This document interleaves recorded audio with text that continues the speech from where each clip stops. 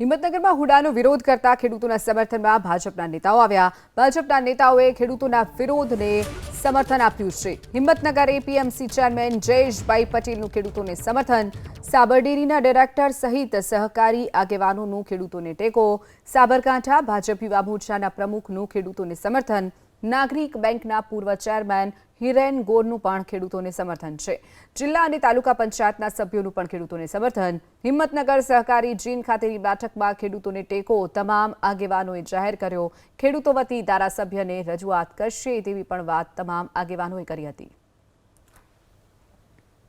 આ તમામ આગેવાનો કે જે અમારા પણ આગેવાન છે અને એમને અમને ખાતરી આપી છે કે અમે તમારી સાથે ઊભા છીએ અને તમારો જે પણ મુદ્દો છે એ મુદ્દાનું સમાધાન લાવવા માટે જે કક્ષાએ રજૂઆતની જરૂરિયાત પડશે ત્યાં સાથે રાખીને રજૂઆત કરવામાં આવશે। 12 તારીખે બંધનું એલાન છે। અમારો હુડા સંકલન સમિતિનો કાર્યક્રમ છે એ યથાવત છે।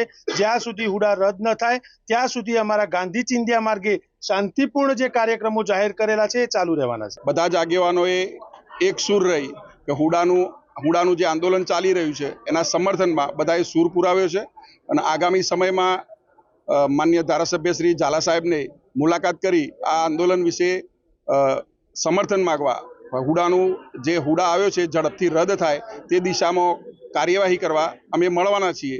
સાબરકાંઠા જિલ્લાના સંગઠનના પ્રમુખ શ્રી કનુભાઈને હૈયાધારણ આપવામાં આવી છે કે આ પ્રશ્નનો સુખદ ઉકેલ આવશે અને જે હુડાનો જે પ્રશ્ન છે એ અત્યારે આપ સૌ શાંતિથી ધીરજ રાખો અને મુખ્યમંત્રી શ્રી દ્વારા ખાતરી આપવામાં આવી કે અમે આ પ્રશ્નનું શાંતિપૂર્વક યોગ્ય ખેડૂતના હિતમાં નિર્ણય લઈશું એ માન્ય મુખ્યમંત્રી શ્રી હૈયાધારણ આપેલી છે।